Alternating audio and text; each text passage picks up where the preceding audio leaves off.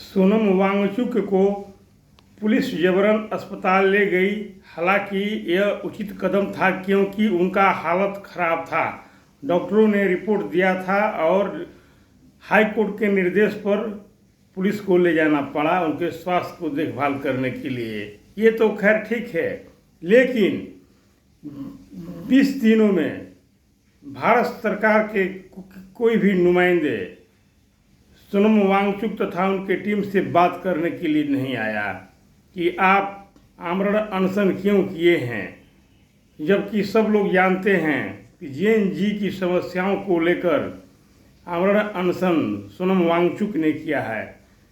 क्योंकि विभिन्न परीक्षाओं में बार बार पेपर लीक होना यह अच्छी बात नहीं है। जेएनजी ही यानी हमारे देश के जो युवा हैं वहीं कल के ब्यूरोक्रेट्स हैं, टेक्नोक्रेट्स हैं, कल के वो नेता हैं, प्रधानमंत्री और राष्ट्रपति हैं। उनके लिए जो आमरण अनशन करे उससे सरकार अगर बात न करे तो इससे जाहिर होता है कि गूंगी और बहरी सरकार होते जा रही है। हालांकि बार बार किसी देश में नकारात्मक आंदोलन भी अच्छा नहीं होता है, वह भी लोकतंत्र को कमज़ोर करता है। क्योंकि अब हमारे देश में परिपाटी है कि आंदोलन जब हो जाता है तो आंदोलनजीवी उसमें शामिल होकर आंदोलन की दिशा को बदल देते हैं। लेकिन इसी आड़ में सकारात्मक आंदोलन को भी सरकार दबा देती है। हमारे देश में कुछ सकारात्मक आंदोलन भी अब लोग करेंगे तो सरकार उसे कुचलने का प्रयास करेगी और लोगों को लगेगा कि नहीं यह नकारात्मक आंदोलन है, ऐसा नैरेटिव फिट कर दिया जाएगा। ऐसा इसलिए होता है कि अभी तक हमारे देश में जितने भी विरोधी दल के नेता हैं वो हमेशा नकारात्मक आंदोलन किए हैं और जनता के प्रति एक कंसेप्शन बन गया है, एक नैरेटिव बन गया है, यह आंदोलन देश विरोधी है। हालांकि देश के हित में भी अब आंदोलन करने पर सत्ता में बैठे हुए लोग इसे देश विरोधी ही साबित करेंगे। यानी कि सरकार के किसी भी विषय को अगर आप उठाइएगा तो सरकार इसे बोलना शुरू कर देगा कि ये लोग राष्ट्रद्रोही हैं। हालांकि ये भी अच्छी बात नहीं है। कहा जाता है कि लोकतंत्र में बहुत ज़्यादा नकारात्मक आंदोलन लोकतंत्र को खोखला करता है, लेकिन लोकतंत्र में अगर आंदोलन न हो तो वह लोकतंत्र अधिनायकवाद और तानाशाही की ओर जा सकता है। इसीलिए सकारात्मक आंदोलन का जगह लोकतंत्र की खूबसूरती है। लोकतंत्र को स्वस्थ रखने का एक तरीका है, क्योंकि जो सत्ता में बैठे हुए लोग हैं अगर कहीं गलत दिशा में जाते हैं तो आंदोलन होता है, धरना और प्रदर्शन होता है, वो सकारात्मक तरीके से होता है, जायज़ मुद्दों के लिए किया जाता है। देश के सिविल सोसाइटी के लोग उसमें शामिल होते हैं। सरकार पर दबाव बनता है कि नहीं, जो कमियां हैं उसको सुधार किया जाए। इसी को स्वस्थ लोकतंत्र कहते हैं। लेकिन आज हमारे देश में सोनम वांगचुक कोई नकारात्मक आंदोलन नहीं कर रहे थे। सोनम वांगचुक तथा उनके टीम के लोगों से केंद्र सरकार के लोगों को बात करनी चाहिए थी।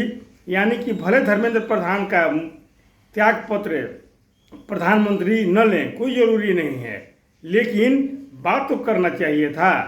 स्वयं प्राइम मिनिस्टर को सोनम वांगचुक के पास अपनी प्रतिनिधि को भेजना चाहिए था, या स्वयं जाकर बात करने में कोई परेशानी नहीं थी। दिल्ली के एलजी या मुख्यमंत्री को भी वहां जाना चाहिए था, लेकिन कोई भी बात करने नहीं गया। क्योंकि सोनम वांगचुक का आंदोलन जो था नकारात्मक नहीं था, उसमें आंदोलनजीवी नहीं थे, देश विरोधी आंदोलन नहीं था, सरकार की गलत नीतियों के विरोध में आंदोलन था। लेकिन सरकार इसे अनदेखी की। ये अच्छा बात नहीं है भविष्य के लिए, क्योंकि आंदोलनहीन लोकतंत्र अच्छा नहीं माना जाता है। सरकार तो चाहेगी कि देश में एक भी आंदोलन न हो। अब तो विपक्ष के लोग ही ऐसा परिपाटी बना दिए हैं कि कोई भी कोई आंदोलन करता है सकारात्मक भी तो उसे नकारात्मक आंदोलन का नैरेटिव फैला दिया जाता है।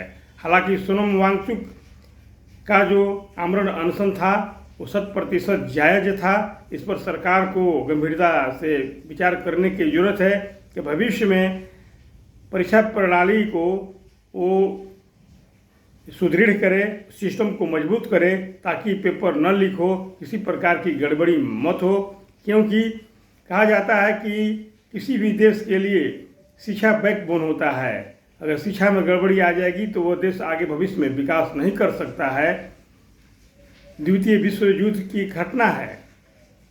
चर्चिल ने हिटलर से कहा था, पत्र लिखा था कि आप हमारी सड़कों को तोड़ दीजिए, अन्य इंफ्रास्ट्रक्चर को तोड़ दीजिए, लेकिन कॉलेज यूनिवर्सिटी पर बम न बरसाया जाए एक दूसरे का, क्योंकि शैक्षणिक संस्थान अगर मौजूद रहेंगे सारे स्ट्रक्चर ध्वस्त हो जाएंगे, लेकिन हमारे शिक्षा का मंदिर, शैक्षणिक संस्थान ठीक रहेंगे, आने वाली पीढ़ी शिक्षित होगी और बिगड़े हुए इंफ्रास्ट्रक्चर को कम समय में बना देगी।